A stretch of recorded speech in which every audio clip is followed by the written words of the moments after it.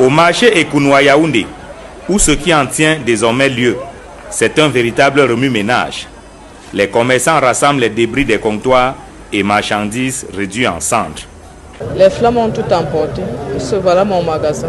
Je n'ai pas pu récupérer quelque chose. Ça, ce sont les gens qui ont essayé de récupérer ça, mais tout ça, ça a jeté. Moi, je suis là en face, mon mari est ici. Il avait aussi ses moulins à écraser.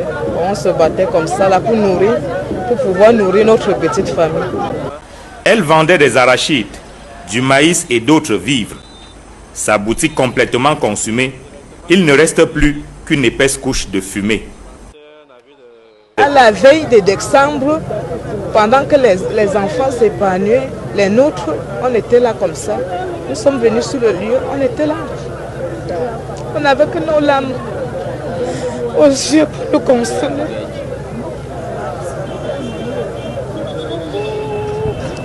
« 24 heures après les flammes qui ont consumé le marché Ekounou, cet autre commerçant n'en revient pas. De sa boutique de vêtements, il ne reste plus que ces morceaux de bois. Vers 23, comme appelé, et en temps, quand il sort, il voit seulement le feu qui était au niveau du milieu du marché. Au moment là, on ne pouvait même plus rien passer, le feu avait bien pris. Et en temps, la seule chose qu'on pouvait faire, c'est qu'on pouvait essayer de voir comment on peut sauver les autres boutiques qui n'étaient pas encore en feu. Et en temps, on n'a pas pu parce que le feu était trop fort. C'était trop fort. Ma boutique, vous êtes là, c'est où il y avait ma boutique, avec les habits et les chaussures de femmes. Avec tout brûlé. Si ce conteneur a pu tant bien que mal résister aux flammes, le contenu, fait de bijoux et autres objets de beauté, est parti en fumée. Je suis en train de nettoyer, du genre, je ne sais pas comment on a fait les prêts pour faire les fêtes de fin d'année.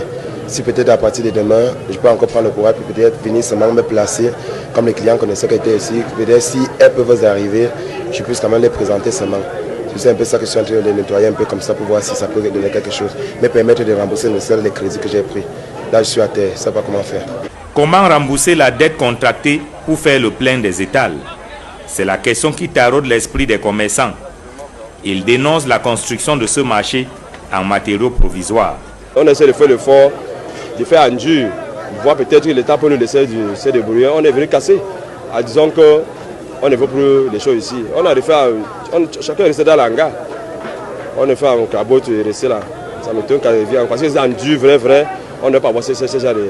Mais ça va brûler, mais ça ne va pas être assez défaut.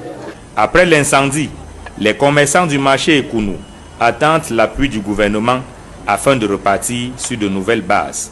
Même un mot de consolation, on a attendu fatigué, puisque c'est tout ce qu'on attendait, puisqu'on ne voyait pas ce que l'État pouvait nous donner. On essaie de rassembler, essaie de nettoyer pour voir que peut-être le gouvernement peut descendre pour faire quelque chose. On attend depuis le matin, ils ne sont pas encore là, on attend. Si le gouvernement peut prendre soin de nous, comme l'année, on est déjà les victimes, ça fait il y a peut-être 2 ans, 3 ans qu'on était victimes. En 2016, oui, on était victimes. Et si le gouvernement cette année peut encore vraiment essayer de vraiment de construire le marché comme ils nous ont promis, et chaque année ils nous promettent, ils ne le font jamais.